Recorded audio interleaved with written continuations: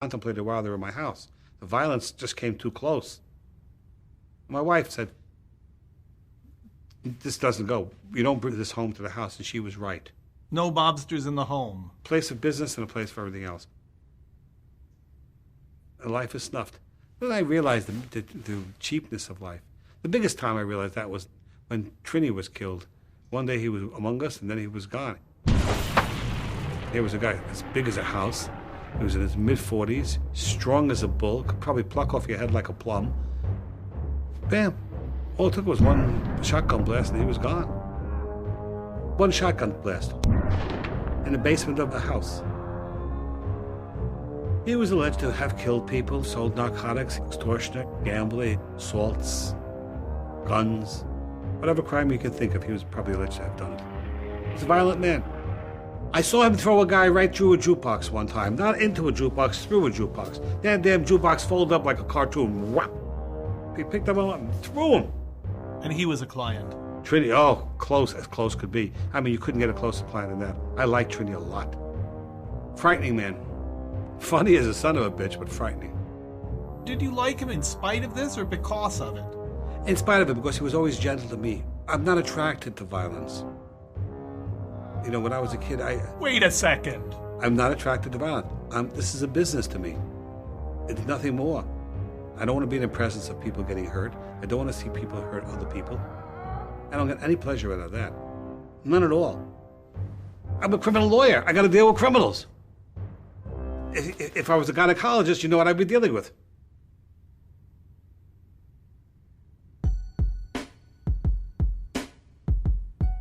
So you make the transition from organized crime to gangster rap. Who needs to be consistent? I don't do rap exclusively, nor do I do Wise Guys exclusively. I'm still doing both simultaneously. I have no problem. I haven't given up my old clientele. Shine was charged with attempted murder, intentional assault, and possession of a weapon, etc. We were looking to negotiate a plea in that case because, one, he came rushing out of the club with a gun in his belt. There was 9 eyewitnesses to see Shine discharge the firearm. You got a bad case. 3 people were injured, 1 shot in the face, a serious situation. We were looking for 7 years. Ladies and gentlemen, you gotta picture, we have a club packed with people. Not just packed, but packed like a subway car. And inadvertently he docks into a man. The man turns around and says, "Hey motherfucker, who do you think you are? Who do you think you are? I'm gonna fucking kill you. I'm gonna see you in fucking Brooklyn." And then an argument ensued. And the guy next to him takes some money and throws it in his face, just like that. Shine, seeing that, and Shine having been shot at not a month before, had a gun on him. Did he have a right to have the gun? No, ladies and gentlemen, he did not have the right to have a gun. And this is where the movement came in. You show the movement as happened. As you raise your voice and lower it, as you describe it, as you speed up, as you slow it down, move. It's a dance.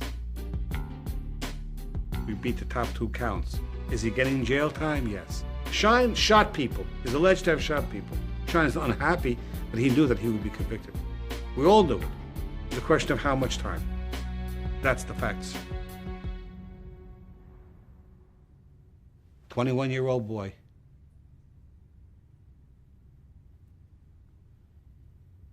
And if he wasn't so famous, nobody would give a crap about him.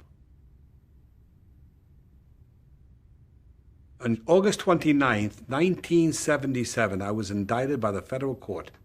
It was alleged that I had purchased a building, sold it to this narcotics program at a profit.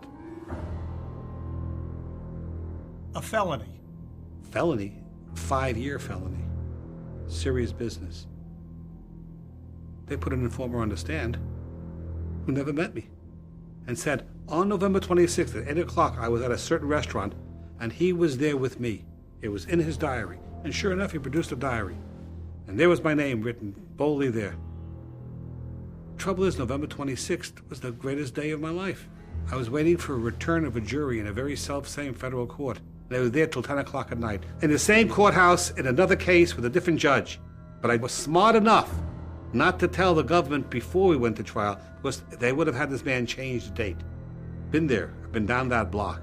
The second date in question, December 13th, I was actually having lunch with one of the prosecutors on my case. Only 2 days tied me to these events.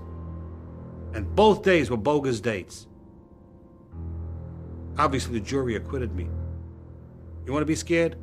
Listen to those words, United States of America versus Errol Morris, Murray Richman, or what have you. Those are scary goddamn words. My wife had a breakdown at that time. My life was a shambles. And when I have a nightmare, I dream of that jury coming back. It scares the shit out of you. Prosecutor, 3 of them sitting at the table, saying that you are a criminal, and that jury looking at you and watching every move you're making. Are you on trial? Not only was I on trial then, but in every trial I've ever had since. So I know what it means to feel that way. I know the fear that goes through you, the feeling of diarrhea that comes over you as you lay in bed at night sweating and ask, what's going to be with my family? Who's going to take care of my kids? Am I on trial? You're absolutely goddamn right I'm on trial. Every single time I try a case. And if I wasn't, I'd be one shit-ass lawyer.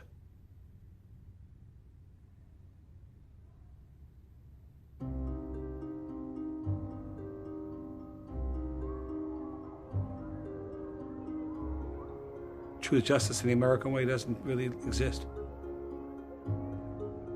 I would have been happier believing, as I once did, that good would inevitably triumph, that truth and justice will prevail. It seems to me, though, that you do believe in truth.